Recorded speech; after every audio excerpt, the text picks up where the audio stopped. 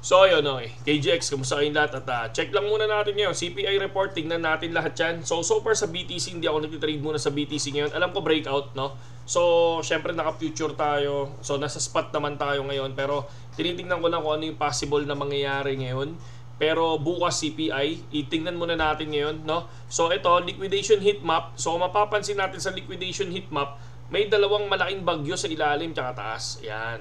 So, hindi natin alam kung ano yung una niyang kukuhanin, no? So, dyan tayo minsan nag-chill.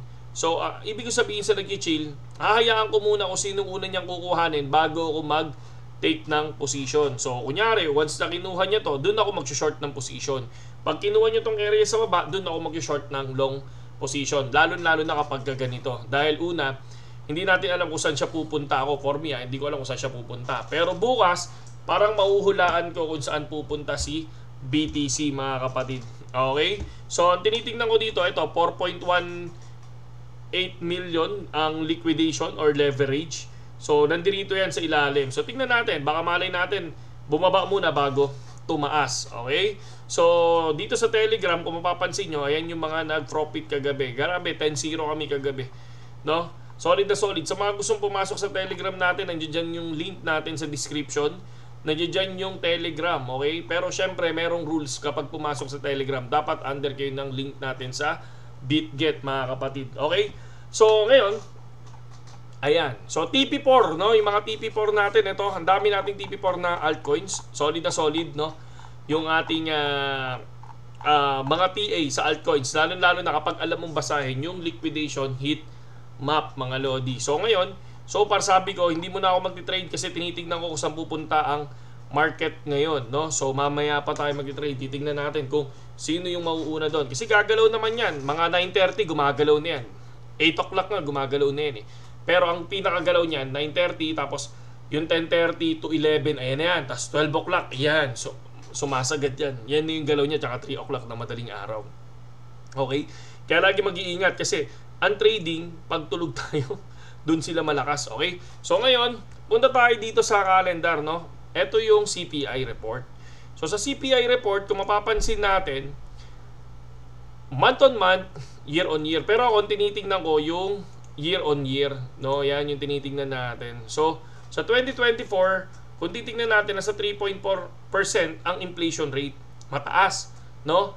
Pero dun sa pinaka news na nakita natin, katulad nito, forecast of January CPI report, maraming tumaas dito sa area na to. Sabi nila, halos tumataas ang lahat ng bilihin ngayon, no? Ano yung mga bilihin na tumataas? Yung pagkain, energy, yung kuryente, tapos yung gasoline. So yun, no? So ibig sabihin, lahat ng mga binibili nila sa kanila is lumilipad, tumataas. Kaya ang dami nagsasabi na baka tumaas ang CPI. Pero syempre, mamaya na natin mamaya na natin i-check, no? Mamaya na natin i-check. Mamaya ako nasasagutin kung ano yung para sa akin, kung tataas ba o bababa ang CPI. Okay? So, eto, kung titingnan natin dito sa area na to, ano ba to? Okay. So, syempre, yung tariff, no? Yung news, no? About sa tariff, kung titingnan natin, sabi nila, so syempre maraming ibibigay na, maraming parang ipapataw na taripa sa iba't ibang, sa bansang Canada, sa Mexico, tsaka sa China. I think nagsimula na yan noong February 10. So ibig sabihin, kapag ka nagkaroon ng tariff, tataas yung bilihin, di ba? Syempre, bayad sila ng tariff eh. So, ibig sabihin, babawi yan. Saan sila babawi? Yun. Sa mga binibenta nila, no? Yun yung isa. Sa nakikita ko, for me lang, for me. Pero, may kanya-kanya tayong intindi. Pero ako, yun lang din yung isa sa naiintindihan ko. Pero, tulad ng sinabi ko naman, no? Ano yung pinaka magiging natin dito? Ano yung pinaka magiging future natin bukas? Ano yung pinaka-guess or pinaka-honest opinion ko sa magiging CPI or inflation? Tingin ko naman, no? Kasi dahil ang Federal Reserve, no, last year is nasa 2% yata ang in-increase nila sa interest rate. Okay? So, syempre, kung mataas yung interest rate mo, marami kayang umutang, no? Marami kayang bumili sa mga malalaking company o sa malalaking tindahan, 'di ba? So, yun yung tanong 'di ba? Syempre siguro kung mataas ang interest rate, hindi uutang yung mga tao, tapos hindi masyadong gagastos yung mga tao. So, yun yung tingin ko Yun yung tingin ko. Kaya at least kahit na tumaas yung bilihin ngayon, no? Sa kanila, no? Kahit tumaas yung bilihin ngayon, I think hindi nila aangatan yung 3.4, 'di ba? 3.4% or 3.1% last year versus last year yung January last year. Tingin ko hindi nila yan tataasan. Hindi niya tataasan yan kasi kung titingnan nyo 3.4% or 3.1% lang yan.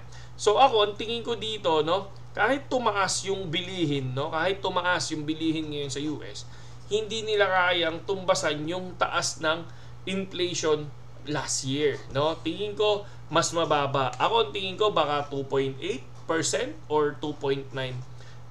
Ayan yon. Pero yung last year, tingin ko hindi nila kayang tapatan yon. So ibig sabihin tomorrow, if ever, no, na lumabas tong CPI report, tataas ang market. Yun yung tingin ko doon, ha, mga kapatid. Yun ang tingin ko lang, ha. So, hindi tayo pare-parehas ng pananaw. Pero, kayo din. Kasi gusto ko rin makita yon, no? Gusto ko rin makita sa inyo kung ano yung, ano yung pananaw ninyo, no? Pero sa akin, I think yun yung isa sa nakikita ko dito, no? So, yun lang naman sa akin, mga kapatid, no? At, ingat lang tayo sa ating trading. So laging i-analyze, laging mag-cut loss at sana lahat tayo profit, okay? Saludo nga pala 8,000 subscribers na tayo ngayon, no? So sana mas dumami pa tayo, no? Please like and share and subscribe lang sa YouTube channel natin tulad ng sinabi ko sa inyo, no? Mag-share tayo ng kung ano lang yung kaya nating i-share, pero yung, 'di ba? So kung hindi naman yung kaya lang, yung abot lang nung pagkakaintindi natin dito sa mga to, no? So every month siguro subukan natin mag-guess or mag-honest opinion sa CPI na lalabas. Okay? Yun lang naman, KGX, at saludo sa inyo lahat.